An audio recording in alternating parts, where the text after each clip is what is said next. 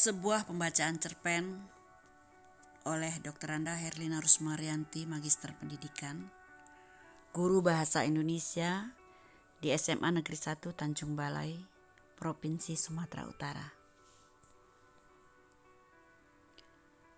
Berikut ini cerita pendek Seno Gumira Aji Dharma yang berjudul Pelajaran Mengarang.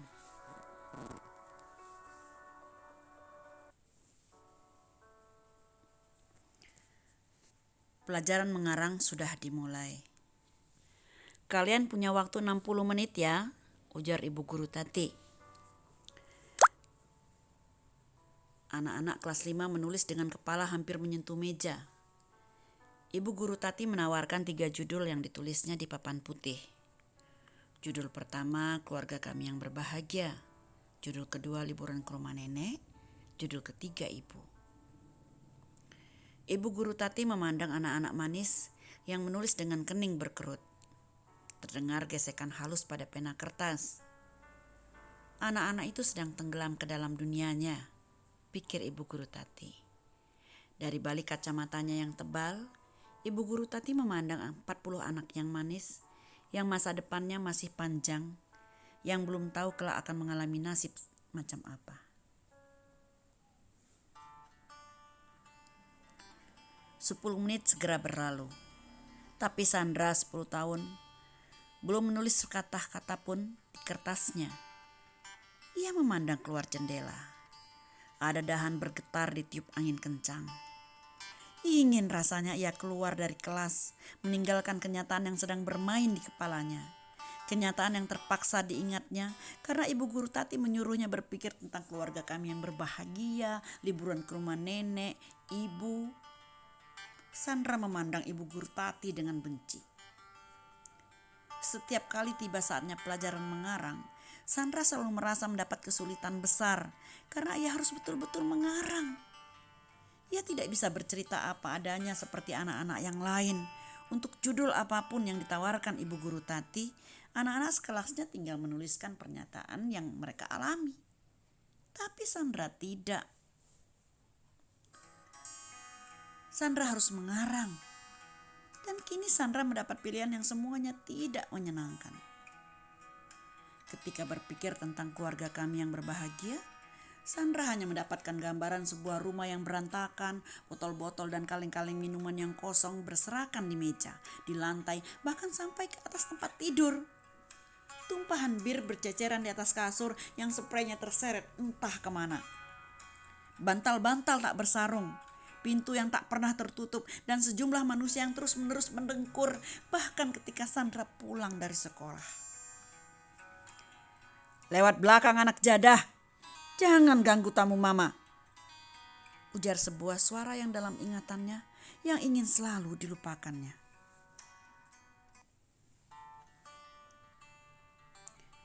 "15 menit telah berlalu. Sandra tak mengerti apa yang harus dibayangkannya tentang sebuah keluarga yang berbahagia. Mama, apakah Sandra punya papa? Tentu saja punya anak setan, tapi tidak jelas siapa. Dan kalaupun jelas siapa, belum tentu ia mau jadi papa kamu. Jelas, belajarlah untuk hidup tanpa seorang papa. Tai kucing dengan papa." Apakah Sandra harus berterus terang? Tidak, ia harus mengarang.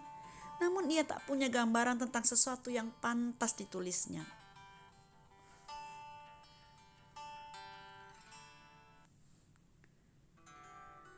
"20 menit berlalu. Ibu Guru Tati mondar-mandir di depan kelas. Sandra mencoba berpikir tentang sesuatu yang mirip dengan liburan ke rumah nenek. Dan yang masuk ke dalam benaknya adalah gambar seorang wanita yang senang berdandan di muka cermin. Seorang wanita dengan wajah penuh kerut yang merias dirinya dengan sapuan warna yang serba tebal. Merah itu sangat tebal pada pipinya. Hitam itu sangat tebal pada alisnya. Dan wangi itu sangat memabukkan Sandra. "Jangan rewel, anak setan," Nanti kamu kuajak ke tempatku kerja. Tapi awas ya, kamu tidak usah ceritakan apa yang kamu lihat pada siapa-siapa. Ngerti? Awas. Wanita itu sudah tua dan menyebalkan. Sandra tak pernah tahu siapa dia. Ibunya memang memanggilnya Mami, tapi semua orang didengarnya memanggil dia Mami juga. Apakah anaknya begitu banyak? Ibunya sering menitipkan Sandra pada Mami itu kalau keluar kota berhari-hari entah kemana. Di tempat kerja wanita itu, meskipun gelap, Sandra melihat banyak orang dewasa berpeluk-pelukan sampai lengket. Sandra juga mendengar musik yang keras, tapi Mami itu melarangnya nonton. Anak siapa itu? Marty. Bapaknya? Mana aku tahu. Sampai sekarang, Sandra tidak mengerti mengapa ada sejumlah wanita duduk di ruangan kaca ditonton sejumlah lelaki-laki yang menunjuk-nunjuk mereka. Anak kecil kok dibawa ke sini sih? Ini titipan si Marty. Aku tidak mungkin meninggalkannya sendirian di rumah. Diperkosa orang, malah repot nanti. Sandra masih memandang keluar jendela. Ada langit biru di luar sana. Seekor burung terbang dengan kepakan sayap yang anggun.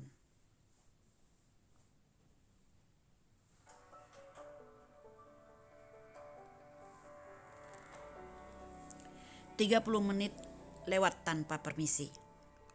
Sandra mencoba berpikir tentang ibu. Apakah ia akan menulis tentang ibunya?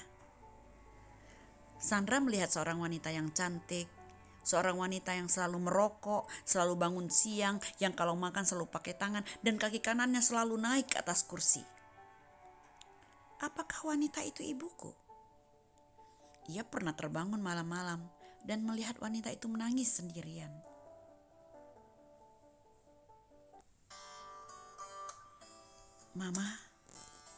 Mama, kenapa menangis Mama? Wanita itu tidak menjawab. Ia hanya menangis sambil memeluk Sandra. Sampai sekarang Sandra masih mengingat kejadian itu. Namun ia tidak pernah bertanya-tanya lagi.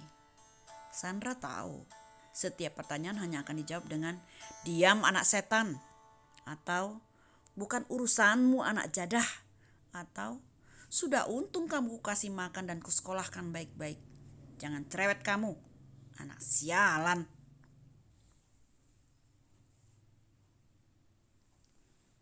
Suatu malam, wanita itu pulang merangkak-rangkak karena mabuk. Di ruang depan ia muntah-muntah dan tergeletak tidak bisa bangun lagi.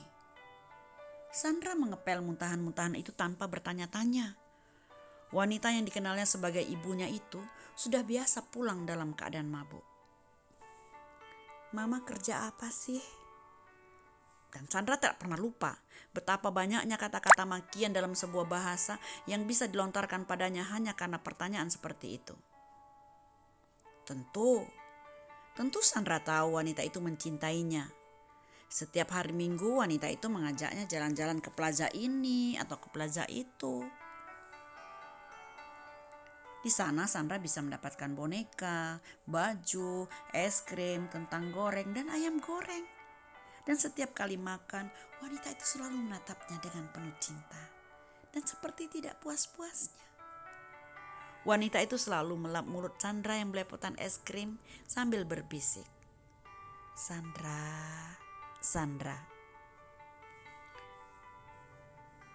Kadang-kadang sebelum tidur, wanita itu membacakan sebuah cerita dari sebuah buku berbahasa Inggris dengan gambar-gambar berwarna. Selesai membacakan cerita, wanita itu akan mencium Sandra dan selalu memintanya berjanji menjadi anak baik-baik. Berjanjilah pada Mama, kamu akan jadi wanita baik-baik, Sandra. Seperti Mama? Bukan seperti Mama. Dan jangan seperti Mama. Sandra selalu belajar untuk menepati janjinya. Dan ia memang menjadi anak yang patuh. Namun wanita itu tak selalu berperilaku manis begitu. Sandra sering melihatnya dalam tingkah laku yang lain. Maka berkelebatan di benak Sandra, bibir merah yang terus-menerus mengeluarkan asap, mulut yang selalu berbau minuman keras, mata yang kuyu, wajah yang pucat, dan pager.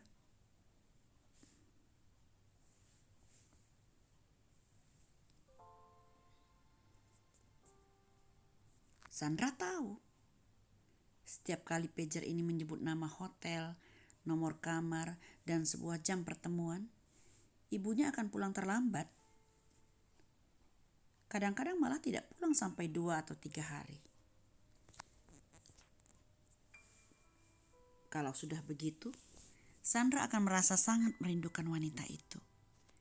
Tapi begitulah, ia sudah belajar untuk tidak pernah mengungkapkannya. 40 menit lewat sudah. Yang sudah selesai boleh kumpul ya, kata ibu guru Tati. Belum ada secoret kata pun di kertas Sandra. Masih putih, bersih, tanpa setitik noda. Beberapa anak sampai hari itu belum mempunyai persoalan terlalu berarti dalam hidupnya menulis dengan lancar. Beberapa di antaranya sudah selesai dan setelah menyerahkannya segera berlari keluar kelas. Sandra belum tahu judul apa yang harus ditulisnya.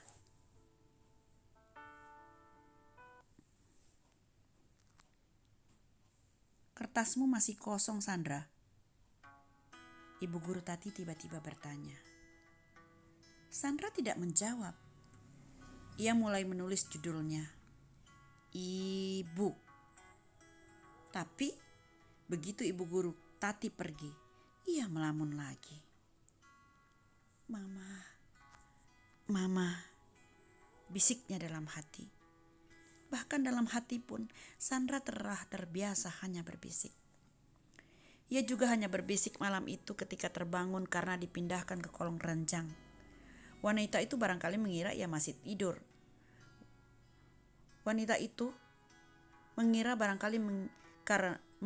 karena masih tidur, maka Sandra tak akan pernah mendengar suara lenguhnya yang panjang pendek maupun yang pendek di atas ranjang. Wanita itu juga tidak pernah mengira bahwa Sandra masih terbangun ketika dirinya terkapar tanpa daya dan laki-laki yang memeluknya sudah mendengkur keras sekali. Wanita itu tak mendengar lagi ketika di kolong ranjang Sandra berbisik tertahan-tahan. Mama. Dan pipinya basah oleh air mata.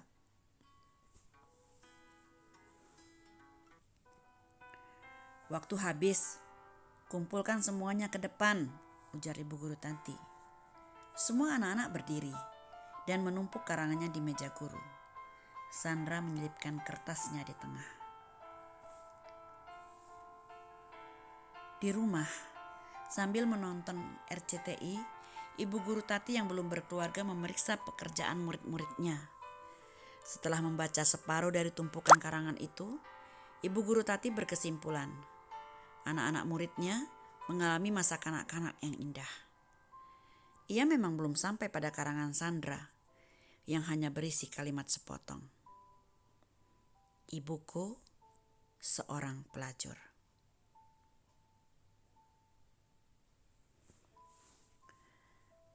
Demikianlah pembacaan cerpen. Selamat menikmati.